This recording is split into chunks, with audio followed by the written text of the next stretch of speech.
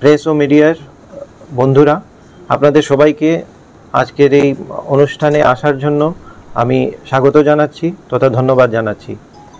আমাদের আজকের এই ইনিশিয়েটিভ সেটা একটা ডিসকাশনের মাধ্যমে উঠে আসে। আমরা যখন বেটি বাঁচাও বেটি পড়াও ইনিশিয়েটিভ নিয়ে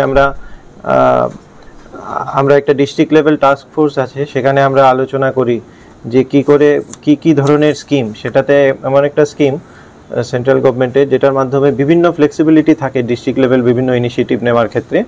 তো ওই ক্ষেত্রে আমরা বিভিন্ন ইনিশিয়েটিভ নিয়েছি। আপনারা দেখেছেন বিভিন্ন ধরনের প্রোগ্রাম হয়েছে ব্লক স্তরের, জেলা স্তরে, তো বিভিন্ন ডিপার্টমেন্ট সেটার সাথে যুক্ত। তো এটা একটা ইম্পর্ট্যান্ট পদক্ষেপ যেটা এডুকেশন ডিপার্টমেন্টের সাথে কোলাবোরেশনে আমরা করতে পেরেছি।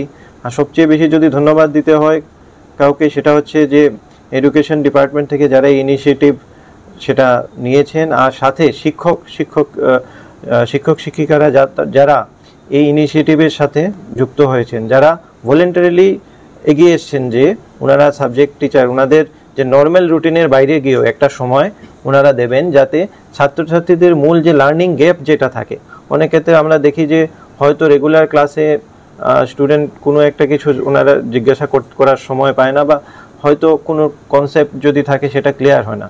তো সেই কনসেপ্টটা যাতে ক্লিয়ার করার জন্য doubt clearing session plus remedial কোনো একটা টপিকে যদি ডিমান্ড আছে যে এই টপিকটা আমাদের বুঝতে একটু কষ্ট হচ্ছে, সেই টপিকটা আমাদের যদি কেউ বুঝিয়ে দেয় ভালোভাবে, তো ওই সমস্ত ক্ষেত্রে এই ধরনের আমরা সুবিধা নেব।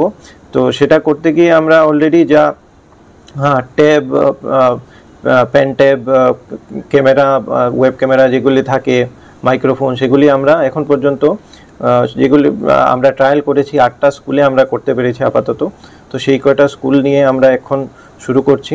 তো আমরা সেগুলির পারফরমেন্স আমরা কিছুদিন ধরে আমরা ট্রাই করছিলাম, আমরা অ্যানালাইজ করছি যে কীরকম হচ্ছে সেগুলি। তো সেইখান থেকে আমরা যখন এটা আরও কিছুদিন চলবে, সেখানে কম্প্রিহেন্সিভ ফিডব্যাক পেয়ে আমরা যেভাবে এটাকে আরও যদি আমরা অ্যাড করতে পারি সেগুলি করব আমরা। তো ওই বিষয়ে কয়েকদিন ধরেই কাজ চলছিল। তো আজকে এখানে সমীরবাবু নেই, সমীরবাবু ওএসডি, উনিও এটা নিয়ে বেশ কিছুদিন কাজ করেছেন। আমাদের এখানের ডিআইএ বিপিন, তো বিপিনও এটা নিয়ে অনেক চেষ্টা করেছে, প্লাস আমাদের এনআইসির যারা আছেন ডিস্ট্রিক্ট লেভেলে, তারাও যে কানেক্টিভিটি নিয়ে যেই সমস্যাটা আমরা ইনিশিয়ালি ফেস করছিলাম, সেই সমস্যাটা আমরা ওভারকাম করতে পেরেছি। তো এখন মূল কথা হচ্ছে যে এইটা যে আমরা এখন লঞ্চ করলাম, সেটা মূলত হচ্ছে যে নর্মাল স্কুল টাইমের বাইরে গিয়ে যে সময়টা আমরা পাবো, যখনই স্টুডেন্টরা ইন্টারেস্ট শো করবে, মনে করেন সকালবেলা যদি স্কুল টাইমের আগে বা স্কুল টাইমের পরে, it is totally dependent on student. মানে তাদের রিমিডিয়াল কোচিংয়ের জন্য তাদের কোনো কনসেপ্টের যদি ক্ল্যারিটি দরকার হয়, আরও কিছু থাকে, তো ওই সমস্ত বিষয়ে আমরা অ্যাড্রেস করতে চাইছি।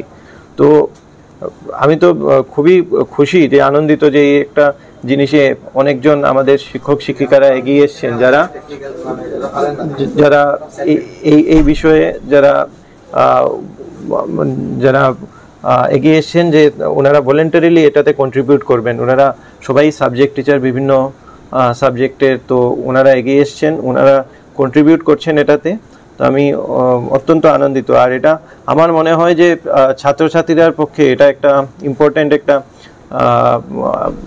তাদের পক্ষে একটা গুরুত্বপূর্ণ ইনিশিয়েটিভ হিসাবে সেটা আমরা পাবো। কারণ যে ধরনের সমস্যা তাদের কাছে আসবে, কোনো একটা সাবজেক্ট স্পেসিফিক সমস্যা, তো ওই ক্ষেত্রে ওনারা তো অবশ্যই নর্মাল স্কুলের তো ওনারা প্ল্যাটফর্ম সেটা ইউজ করতেই পারেন। তাছাড়া এডিশনাল সেটা একটা প্ল্যাটফর্ম, যেটা মাধ্যমেও বিভিন্ন ধরনের ডাউট ক্লিয়ারিং বা বিভিন্ন ধরনের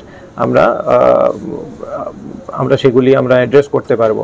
আর আপনারা জানেন যে বেটি বাঁচাও বেটি পড়াও যে প্রোগ্রাম আমরা করে থাকি, মূল লক্ষ্য হচ্ছে যে